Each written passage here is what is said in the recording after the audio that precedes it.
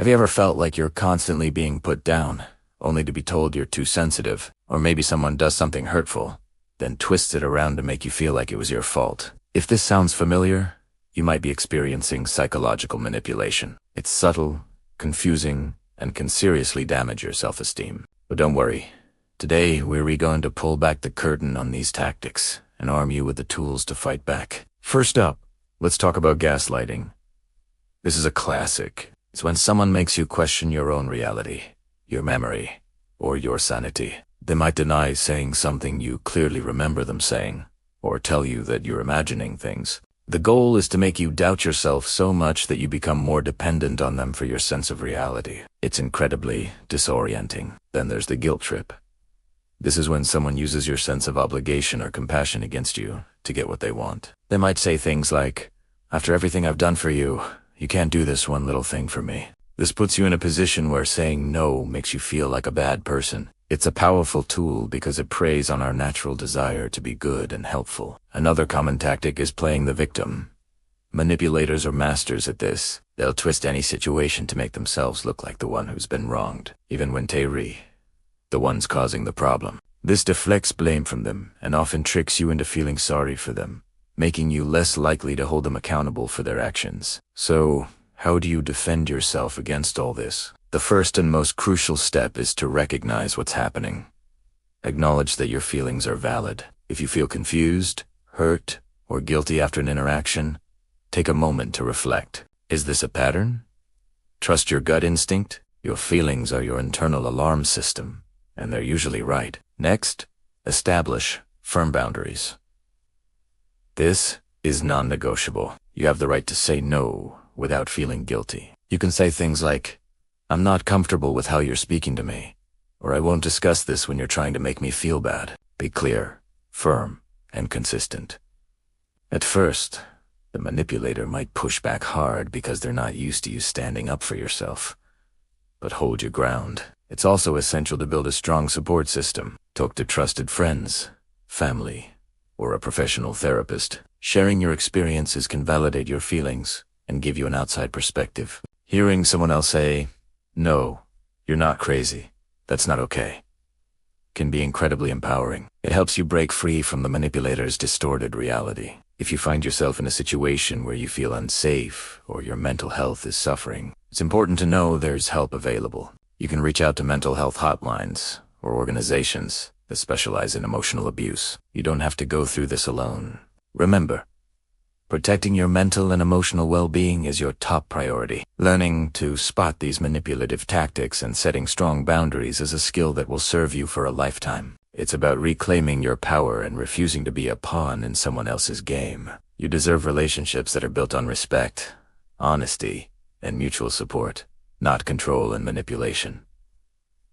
Thank you so much for watching. If this video helped you, please give it a thumbs up. And don't forget to subscribe for more content on building a healthier, happier life. Share your thoughts in the comments below. See you in the next one. The change starts here, in this moment. You must retire the inner people pleaser, that fragment of you that desperately needs harmony, that part that hungers for validation. That aspect of you is a vulnerability. It is the grip they use to turn you inside out. You must exchange that craving for approval with a commitment to method. The contest is not about who is morally correct. It is about who maintains command of their own inner state. The instant you show rage, you concede the round. The moment tears fall, you concede the round. The second you over-clarify, you gift them the triumph.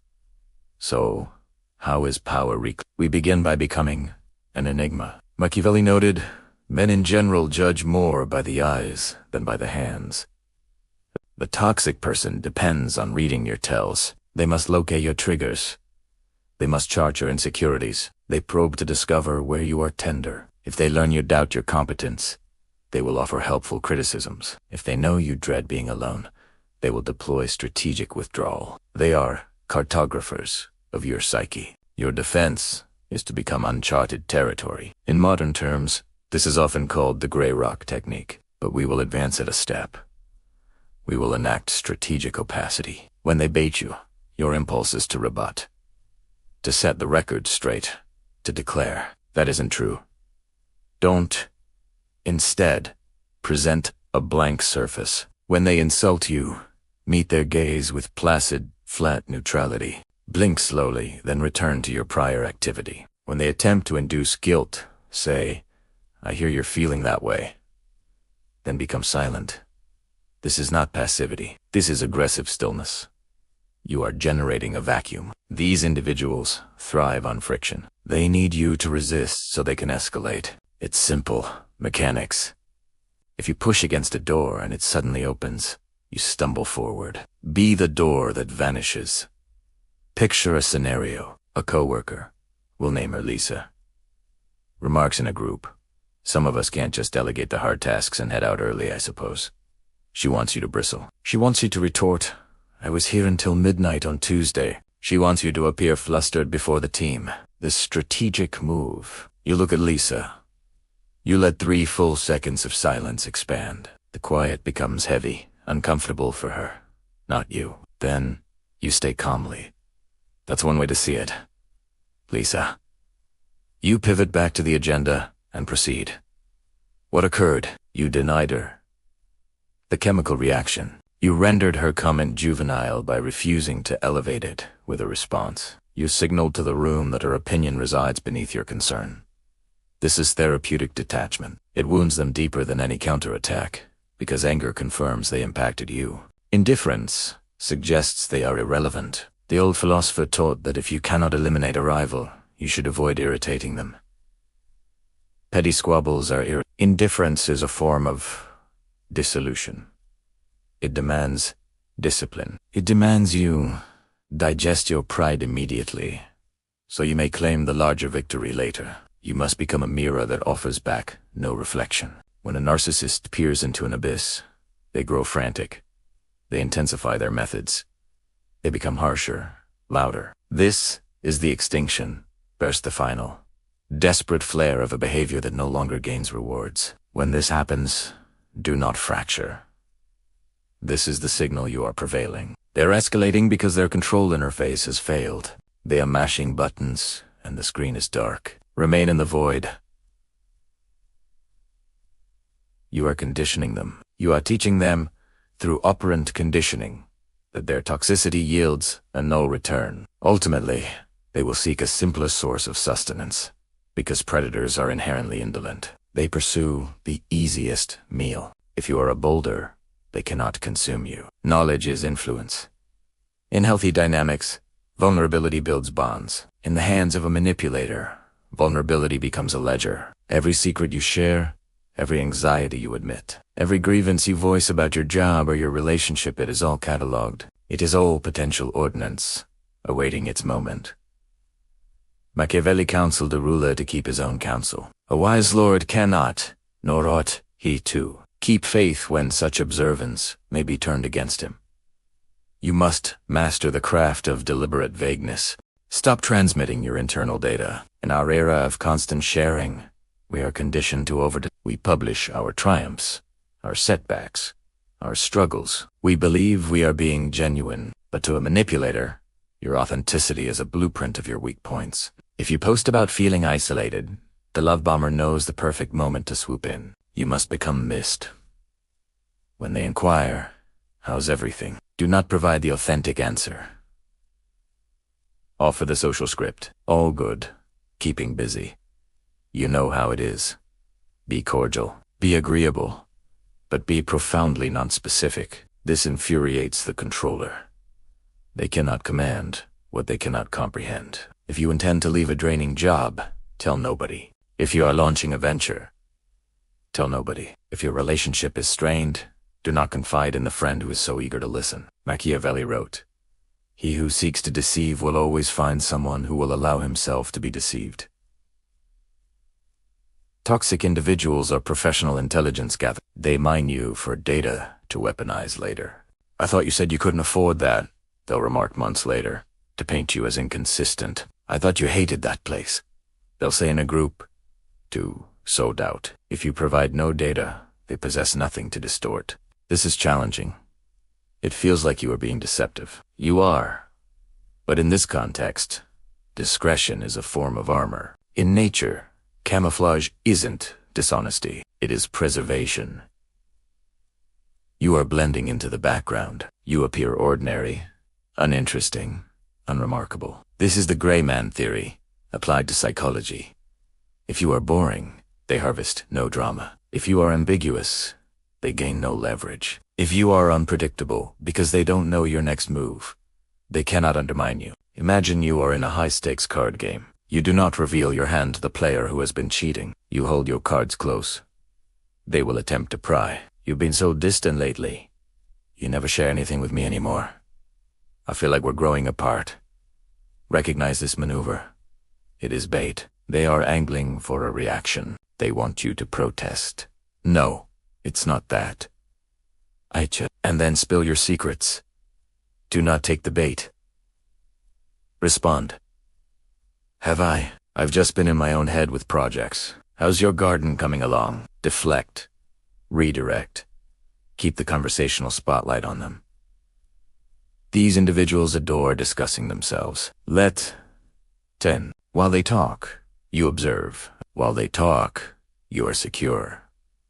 You are collecting intelligence. They are revealing their patterns.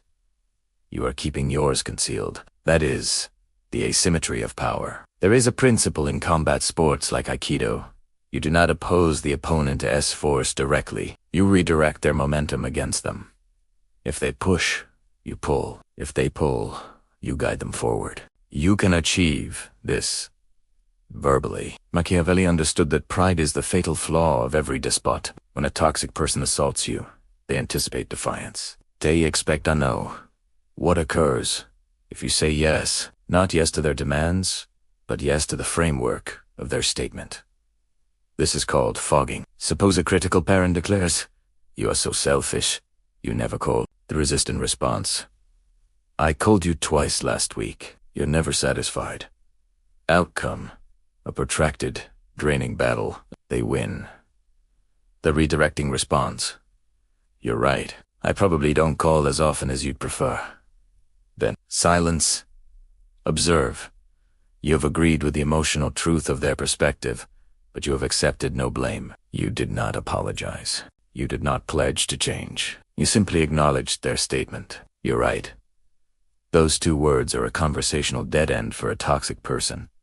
They are braced for conflict. They have their fists up, and you've just stepped out of the ring. They have nowhere to direct that aggressive energy. It reverberates back onto them. Have you ever walked away from a conversation feeling confused, guilty, or even questioning your own sanity?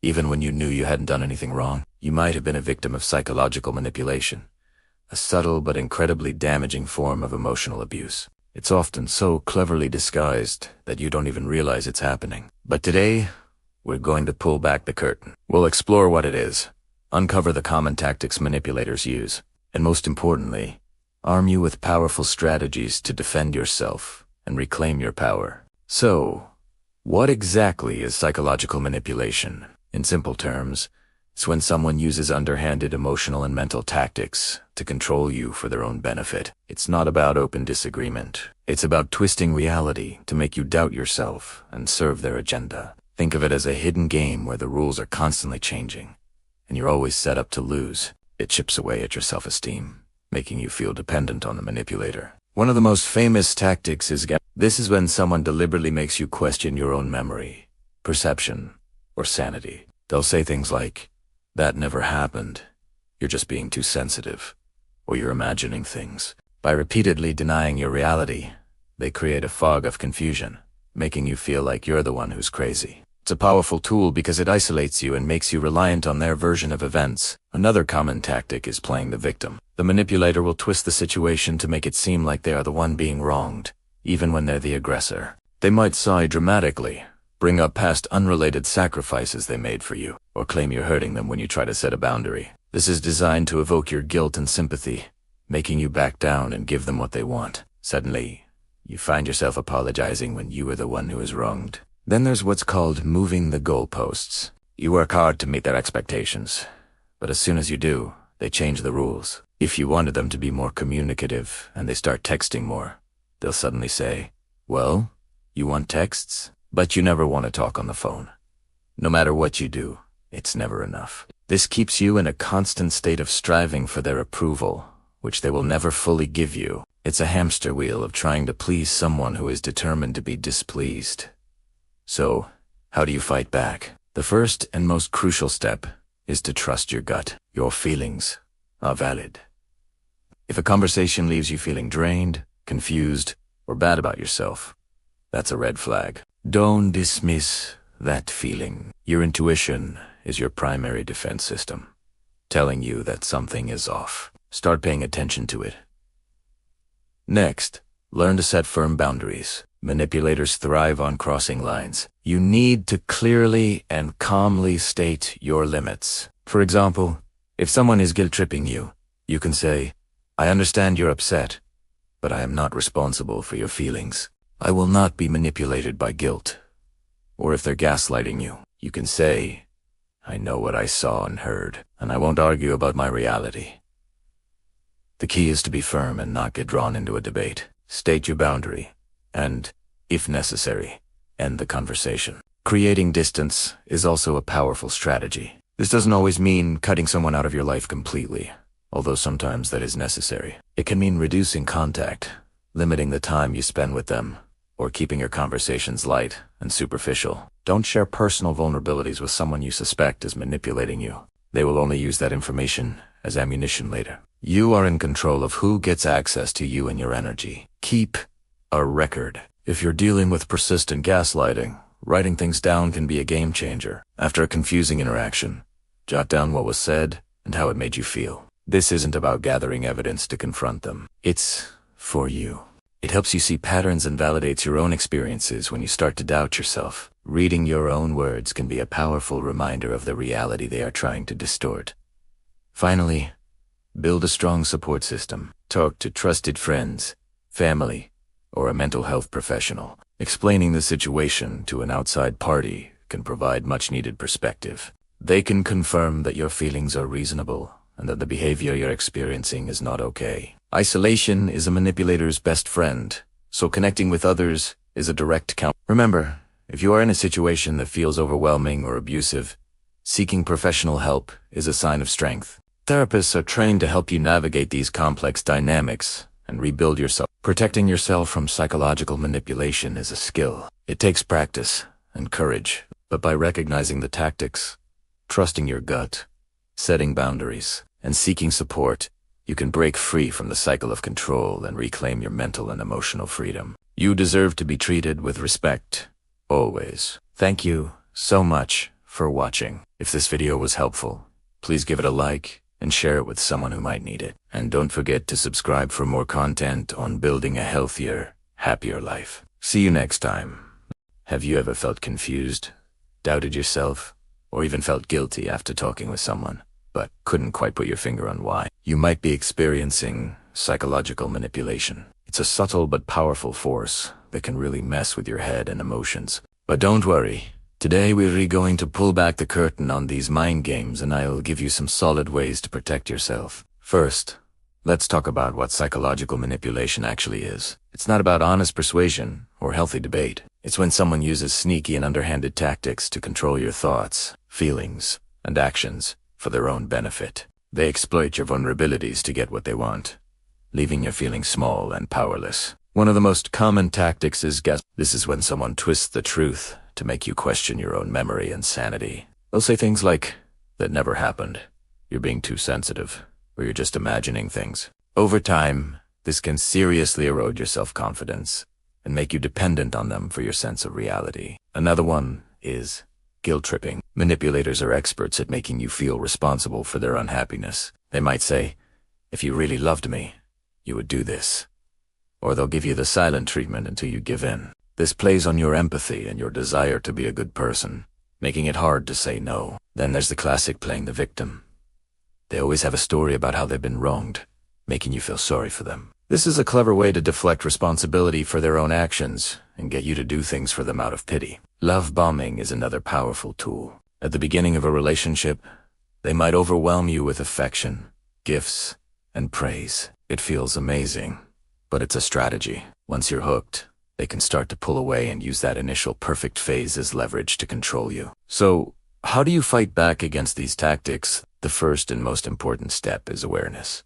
Recognizing these behaviors for what they are is half the battle. When you can name it, you take away its power. Next, you need to establish strong personal boundaries. This is your personal rulebook for how you expect to be treated. It's about knowing what you will and will not tolerate. A manipulator will constantly test your boundaries, so you have to be firm. It's okay to say no. It's okay to say, I'm not comfortable with that, or I need some space to think. You don't owe anyone an explanation for protecting your own well-being. Trust your gut instinct, that little voice inside you, that feeling in your stomach, that something isn't right. Listen to it. Your intuition is a powerful defense mechanism. If a situation or a person consistently makes you feel drained, anxious, or confused, that's a huge red flag. Don't ignore it. Keep a record. If you're dealing with gaslighting, writing things down can be a game. Keep a journal of conversations and events. This isn't about gathering evidence to confront them. It's for you. It helps you stay grounded in reality when they're trying to make you doubt it. Also, focus on building your self-esteem. Manipulators prey on self-doubt. The more confident you are in your own worth and judgment, the less susceptible you'll be to their games. Surround yourself with supportive people who lift you up and validate your feelings. A strong support system is like a shield. And if you're in a situation that feels overwhelming, please seek professional help. Talking to a therapist can give you the tools and perspective you need to navigate these difficult relationships and heal from their effects. There is no shame in asking for help. It's a sign of strength. Remember, you have the right to be treated with respect. You have the right to your own thoughts and feelings. Learning to spot and defend against psychological manipulation is a skill that will empower you in all areas of your life. It's about taking back your power. Thanks so much for watching today. I hope this was helpful. If you found value in this video, please give it a thumbs up and consider subscribing for more content on personal growth and mental well-being. Take care, and I'll see you in the next one.